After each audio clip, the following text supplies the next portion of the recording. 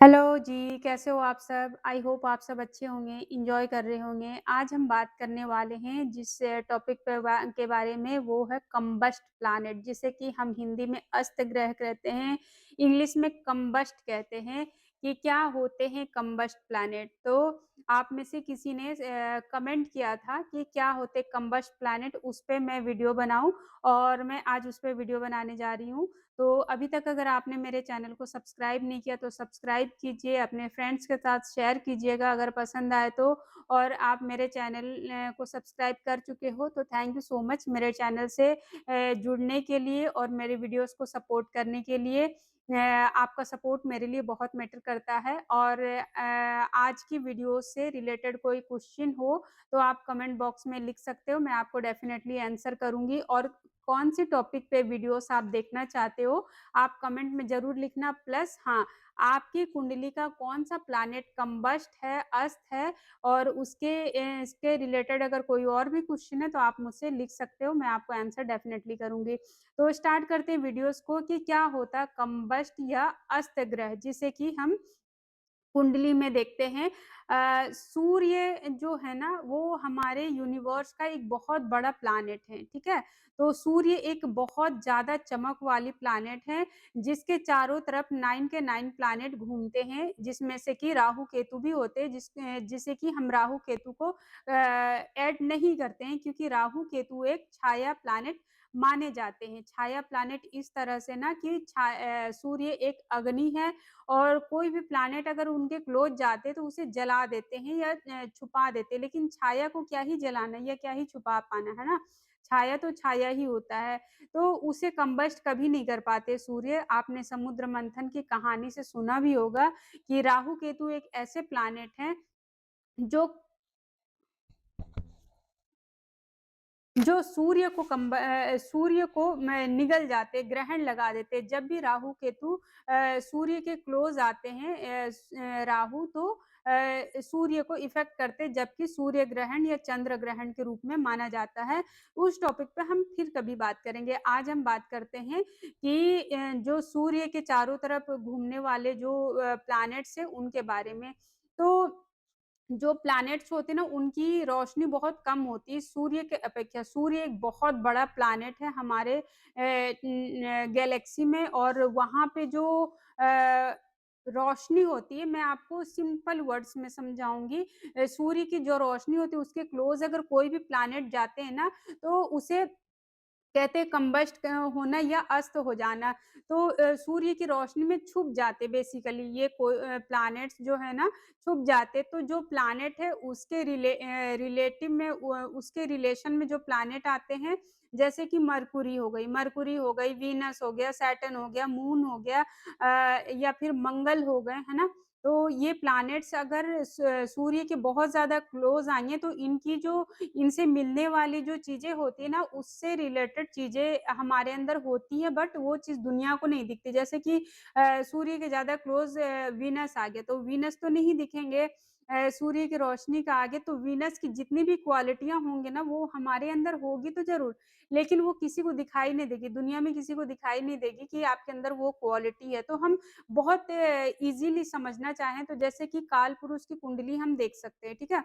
Suppose सूर्य बैठे first house में और वीनस बैठे हैं फर्स्ट हाउस में सूर्य के साथ क्लोज़ डिग्री में जैसे कि 10 से 12th डिग्री के अंदर 1 से लेके 12th डिग्री के अंदर अगर सन की और वीनस की इनकी क्लोज़नेस हो गई, इतने क्लोज़ में अगर दोनों प्लैनेट आएँ तो सूर्य जो है वीनस को कंबस्ट कर देंगे, अस्त कर देंगे, ठीक है? तो सपोज़ कालपुरुष की कुंडली में वीनस रूल करते हैं 2nd हाउस को और 7th हाउस को। ये आके सूर्य के साथ बैठ गए फर्स्ट हाउस में कुंडली में। तो फर्स्ट हाउस में बैठे तो पहले तो फर्स्ट हाउस क्या होता है हमारी खुद की पर्सनैलिटी, हमारी पर्सनल लाइफ़, हमारी खूबसूरती, हमारी लग्ज़री ये सारी चीज़ें होती है ना? तो इनमें कमी दिखी कहीं न कहीं आप ना आपकी ना लुक में प्रॉब्लम आएगी, आपकी पर्सनैलिटी जैसे कि आपको बोलने में प्रॉब्लम आएगी या लुक वाइज़ आप थोड़ा-सा डार्कनेस होंगे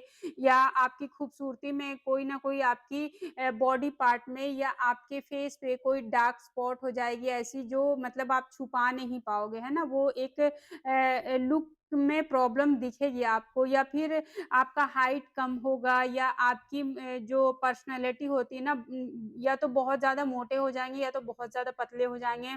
ऐसी चीज़ आपको देखने को मिलेगी। दूसरी जो ये तो फर्स्ट हाउस में बैठे थे, तो फर्स्ट हाउस से में थोड़ा-सा प्रॉब्लम दिए और सेम चीज़ आप देखोगे सेकंड हाउस की चीज़ों में और 7th हाउस की चीज़ों में। जैसे कि आपका सेकंड हाउस कालपुरुष की कुंडली में वीनस रूल करते हैं, तो सेकंड हाउस होता है आपकी फैमिली, आपकी वाणी, आपकी जो फैमिली का जो माहौल होता है, आपकी फूड हैबिट होता है, आपकी ज्वेलरीज़ होता है, आपकी बैंक अकाउंट होता है।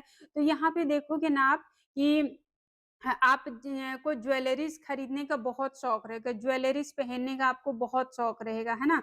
लेकिन आपके जो स्पाउस है ना, किसी न किसी रीज़न से वो आपको उनको मन ही नहीं करे कि आपको ज्वेलरी खरीद के दे, आपको पहनने के लिए, आपको यूज़ करने के लिए ज्वेलरी परचेज़ करके आपको दे या फिर आपकी फैमिली में कोई और मेंबर होगा कि आपके हस्बैंड को मैनिपुलेट करेंगे कि नहीं आप पैसे यहाँ पे इन्वेस्ट कर दो, ज़्यादा प्रॉफ़िट मिलेगी या फिर कोई अकाउंट में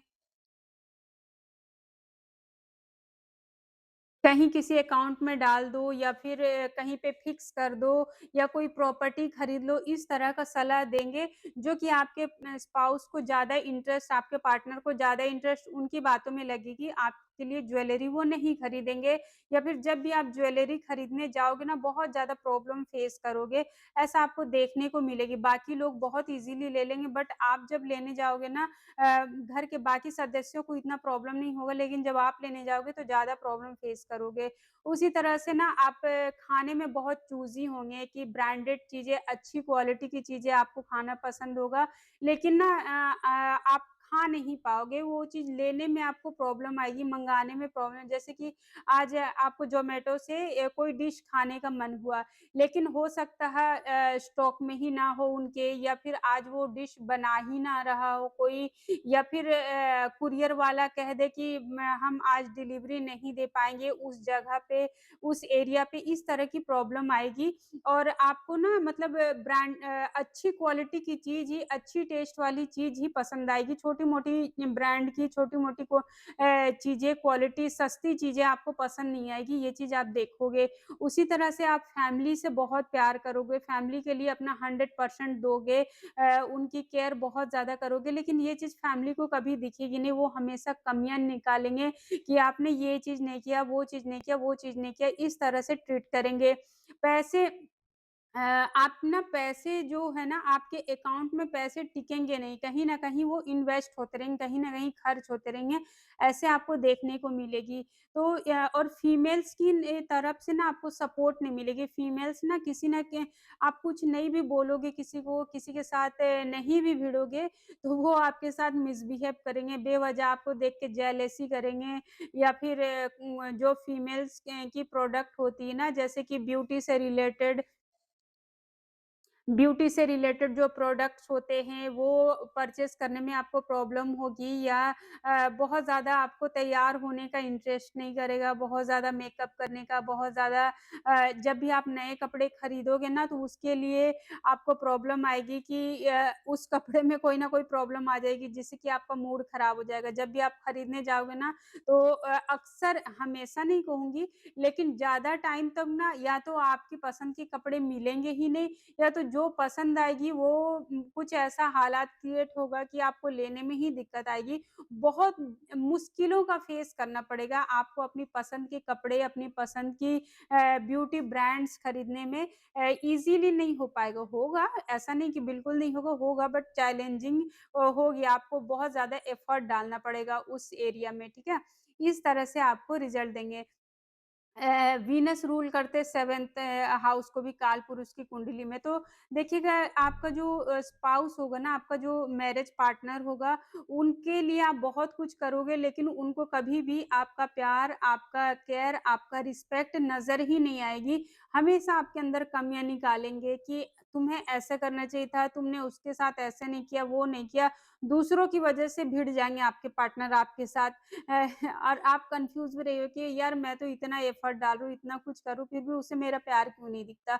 इस तरह से। उसी तरह ना आप बिज़नेस में भी ये चीज़ फेस करोगे अगर आप बिज़नेस करते हो तो, कि आप अपनी तरफ से अपनी कंपनी को, अपनी काम को बहुत ज़्यादा एफर्ट दे रहे हो बट आपको उतना प्रॉफ़िट नहीं दिख रहा या फिर आपका जो पार्टनर है ना बिज़नेस पार्टनर उतना ज़्यादा आपसे खुश नहीं है कि हाँ, आप इतना कर रहे हो बिज़नेस को ग्रो कराने के लिए। इस तरह की रिज़ल्ट देखने को मिलेगी आपको। अगर आप बॉय हैं तो फीमेल के साथ रिलेशनशिप में प्रॉब्लम आएगी, फीमेल है तो मेल के साथ प्रॉब्लम आएगी। इस तरह से आपको देखने के लिए मिलेगी। अब बात करते हैं ये तो हो गई वीनस अगर आपका कम्बस्ट है तो वीनस कैसा रिज़ल्ट देगा। अब बात करते हैं अगर आपका मरकुरी ये कम्बस्ट है तो आपको कैसा रिज़ल्ट देगा। मरकुरी अगर आपका कम्बस्ट है तो आप देखोगे ना कि आपकी जो बहन है, बुआ है, बेटी है, मासी है, ननद है, उनके साथ रिलेशनशिप में प्रॉब्लम आएगी, है ना? वो आपको सपोर्ट नहीं करेंगे या इनके थ्रू आपको प्रॉब्लम मिलेगी, इनकी वजह से आपकी लाइफ़ में तकलीफ़ें आएगी और कम्युनिकेशन से रिलेटेड प्रॉब्लम आएगी, आपको बिज़नेस में दिक्कत आएगी। आपके घर में अगर कोई तुलसी तो आप नोटिस करोगे बार-बार तुलसी सूख रही है। आपके पास टाइम नहीं लगता कि हाँ, आप तुलसी में पानी डालो, इस तरह की चीज़ें होगी और आपका कहीं न कहीं नॉर्थ डायरेक्शन डिस्टर्ब होगा आपके घर का। ये सारी चीज़ें आपको देखने को मिलेगी, आपको लेस अपॉर्च्युनिटी मिलेगी। कोई भी काम के लिए ना आपको एक कहते हैं ना मौका मिलना, आपको अपॉर्च्युनिटी मिलना काम का कहीं कोई न्यूज़ मिलना, इन चीज़ों में नई अपॉर्च्युनिटी में आपको प्रॉब्लम आएगी बेसिकली। तो ये हो गई मरकुरी अगर आपका कम्बस्ट है तो आपको बोलने में दिक्कत आएगी। आप जब 29 के होगे ना 28-29 के तो वहाँ पे भी आपको देखने को मिलेगी चैलेंजेस। तो अब हम बात करते हैं कि अगर आपका मंगल कम्बस्ट है तो कैसा रिज़ल्ट देगा? मंगल कम्बस्ट है तो हस्बैंड के साथ आपकी नहीं बनेगी, भाइयों के साथ नहीं बनेगी, आपके बहुत ज़्यादा दोस्त नहीं होंगे, दोस्त भी होंगे तो थोड़े से ना एक कहते हैं ना गद्दार टाइप के वो चीट करने वाले इस तरह के आपके ये जो पार्टनर्स हैं ऐसे मिलेंगे। प्रॉपर्टी बनाने में दिक्कत आएगी, जब भी आप ज़मीन खरीदने जाओगे वहाँ पे आपको ज़मीन अपने नाम पे करवाने में प्रॉब्लम आएगी। जब भी आप ज़मीन से रिलेटेड कोई इन्वेस्टमेंट करोगे वहाँ पे आपको प्रॉफ़िट पाने में बहुत ज़्यादा पापड़ बेलने पड़ेंगे। प्लस आप अगर मंगल को कहते हैं भूमि मंगल को कहते हैं भूमि पुत्र। अगर आप मंगलवार के दिन कोई भी खुदाई करवाते हो, घर का नींव डालते हो, तो वहाँ पे आपको प्रॉब्लम आएगी, कभी भी आपको नहीं कराना चाहिए। अगर मंगल आपका कम्बस्ट है, तो मंगलवार के दिन भूमि नहीं खोदना चाहिए आपको, 100% इस बात का ध्यान रखना चाहिए और प्रॉपर्टी बनाने में तो दिक्कत ही आएगी आपकी और आपको जो प्रॉब्लम आएगी ना, आपका साउथ में कोई ना कोई वास्तु दोष भी आपको देखने को मिलेगी। तो ये रही अगर आपका मंगल कम्बस्ट है तो अब बात करते हैं हम आपका सैटर्न कम्बस्ट है तो आपके जो चाचा-ताया हैं, आपके भतीजे हैं, उनके साथ रिलेशनशिप में प्रॉब्लम आएगी। इनकी वजह से आपको लाइफ में चैलेंजेस फेस करने पड़ेंगे। आप जहाँ काम करते हो जो लेबर क्लास के लोग हैं, जो गरीब मज़दूर टाइप के लोग हैं, वो आपको थोड़ा-सा ना रूडली बिहेव करेंगे आपके साथ। आप जहाँ भी काम करने जाओगे ना, वहाँ पे बहुत ज़्यादा एफर्ट डालना पड़ेगा आपको, कोई भी काम आपका एक बार में नहीं बनेगा और सैटर्न जो होता है ना बूढ़े लोग होते हैं उनसे भी रिलेट करते हैं और जितने भी मजदूर टाइप के लोग होते हैं लोहे से जुड़ा कोई काम अगर आप करने जाओगे तो प्रॉब्लम आएगी। बहुत सारे वो वर्कर्स होते हैं ना लेबर क्लास के लोग होते हैं, वर्कर्स होते हैं, उनके साथ काम करने में प्रॉब्लम आएगी। सपोज़ आप कोई फैक्ट्री डालने जा रहे हो, तो वहाँ पे बहुत सारा लेबर की ज़रूरत होती है, तो वहाँ ना आपकी बात नहीं सुनेंगे, आपकी बोली हुई काम को जल्दी करेंगे नहीं। आप जैसे बताओगे वैसे नहीं करेंगी, ये सारी प्रॉब्लम आपको देखने को मिलेगी। तो ये हो गई। अगर आपका मून कम्बस्ट है तो मून से देखना आपका मन परेशान रहेगा। हर अमावस्या पूर्णिमा के 2-4 दिन आगे-पीछे आपका मूड खराब होगा, आपका काम खराब होगा, आपकी चीज़ें डिसबैलेंस होगी और आप ना बहुत ओवर थिंकिंग करोगे। मदर के साथ आपके झगड़े बहुत ज़्यादा होंगे और आपके घर का जो नॉर्थ होगा ना, वहाँ पे प्रॉब्लम आपको देखने को मिलेगी। आपके घर पे ना पपड़ियाँ बहुत ज़्यादा मिलेगी, लीकेजेस बहुत ज़्यादा मिलेंगे, इस तरह की चीज़ें आपको देखने को मिलेगी। ज़्यादातर ये कॉम्बिनेशन कुंडली में मिलती नहीं है, बट हाँ, अगर मिली तो आपको ऐसी रिज़ल्ट देखने को मिलेंगे। अब बचे राहु केतु, तो राहु केतु कभी भी ना कंबस्ट नहीं होते, अस्त नहीं कर पाते सूर्य, बल्कि ये जो है ना निगल जाते हैं सूर्य को, जिसे हम चंद्र ग्रहण और सूर्य ग्रहण के रूप में भी जानते हैं। समुद्र मंथन वाली स्टोरी आई थिंक आप सभी को पता होगी, और नहीं पता तो इस पे भी मैं वीडियो बना दूँगी। तो ये रही दोस्तों कि कंबस्ट प्लैनेट कैसे रिज़ल्ट देते हैं। जिस हाउस में बैठे उसे भी डिस्टर्ब करेंगे, उस हाउस के रिज़ल्ट को भी डिस्टर्ब करेंगे, और जिस-जिस हाउस के वो लॉर्ड होंगे, जैसे मैंने आपको कालपुरुष की कुंडली में बताया वीनस का एग्ज़ाम्पल देके कि सेकंड हाउस और 7th हाउस के लॉर्ड होते हैं वीनस, तो उनके भी रिज़ल्ट पाने में आपको प्रॉब्लम देंगे। तो इन सभी का के लिए आपको जो रेमेडी है, रेमेडी भी मैं बता दूँगी कि अगर कोई भी प्लैनेट आपका कंबस्ट है, तो आपको रेमेडी क्या करने से पहले तो उस रिश्तेदार के साथ आपको अच्छे से बिहेव करना चाहिए, और दूसरा सूर्य को अर्घ आपको देना चाहिए, है ना? सूर्य को अर्घ देना आपको 8 से 9 बजे के अंदर ही, इससे ज़्यादा देर नहीं करनी है, और बहुत अच्छा होगा। लाल किताब की रेमेडी मैं आपको दूँगी। वो जो रेड चिल्ली होता है ना, साबुत मिर्च रेड वाली, उसके जो बीज होते हैं ना, उसके बीज को डाल के आप 11 दाने बीज डाल के सूर्य को अगर तांबे के लोटे से अर्घ दोगे, तो आपके लिए बहुत अच्छा रहेगा। दूसरी जो कर सकते हो रेमेडी, आप राम जी का राम दरबार जो होता है, ईस्ट के डायरेक्शन में अपने घर के लगाओगे, तो भी आपको बहुत अच्छे रिज़ल्ट्स देखने को मिलेंगे। तीसरी जो रेमेडी है वो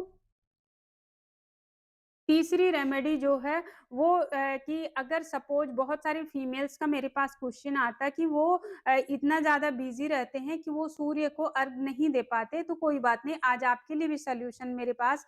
अगर आप नहीं दे पाते तो आपके बच्चे होंगे, आपके इन-लॉज़ होंगे, आपके हस्बैंड होंगे, उनको कहना कि वो सूर्य को अर्घ दें, उसमें लाल कुमकुम, हल्दी, 2 लौंग डाल के और तिल डाल के थोड़ी-सी, उसमें अगर अक्षत हो तो ठीक है, बहुत अच्छी बात है। और दूसरी जो है ना वो अर्घ दें, और वो जो अर्घ दें ना वो जहाँ पे अर्घ दें वहाँ पे एक छोटा-सा कोई बर्तन या कोई बाल्टी वगैरह रख दो, और वो जो जल 7, 11 या 5 बार में जो अर्घ दिए हैं, उस जल को लाके पूरे घर में छिड़क दें। इससे जो है ना, एक पर्सन सूर्य को अर्घ देंगे और पूरे घर के जितने भी लोग होंगे, उन सबको बहुत अच्छी रिज़ल्ट मिलेगी, उन सबका सूर्य बहुत अच्छा रिज़ल्ट देना स्टार्ट कर देगा। और एक ये रेमेडी और दूँगी, आप अपने घर के ईस्ट डायरेक्शन में एक होता है ना गुड़हल का फूल, उसके भी पौधे लगाते हो तो आपको सूर्य के बहुत अच्छे रिज़ल्ट्स देखने को मिलते हैं। प्लस इस फूल को आप एक और रेमेडी देती हूँ जो कि राम जी को इस फूल को या बजरंगबली को इस फूल को ले जाके आप रविवार के दिन चढ़ाते हो, तो भी आपका सूर्य एक्सॉल्टेड होता है, बहुत अच्छी रिज़ल्ट देता। और जब सूर्य अच्छे-अच्छे हो जाते कुंडली में, तो नेम, फेम, गेन सब कुछ आपको बहुत ईज़िली मिलती है और पूरे घर को मिलेगी। अगर आप मेरी बताई इस रेमेडी को करोगे, तो आई होप आपको मेरी वीडियो अच्छी लगी होगी। और नेक्स्ट कौन-से टॉपिक पे वीडियो चाहिए, आप डेफ़िनेटली कमेंट बॉक्स में लिखिएगा, जिससे कि मैं आपको नेक्स्ट वीडियो टाइम पे दे सकूँ। अभी के लिए इतना ही। थैंक यू सो मच मेरे वीडियोज़ को देखने के लिए। कोई भी क्वेश्चन है तो आप मुझसे कंसल्टेशन ले सकते हो। Thank you so much.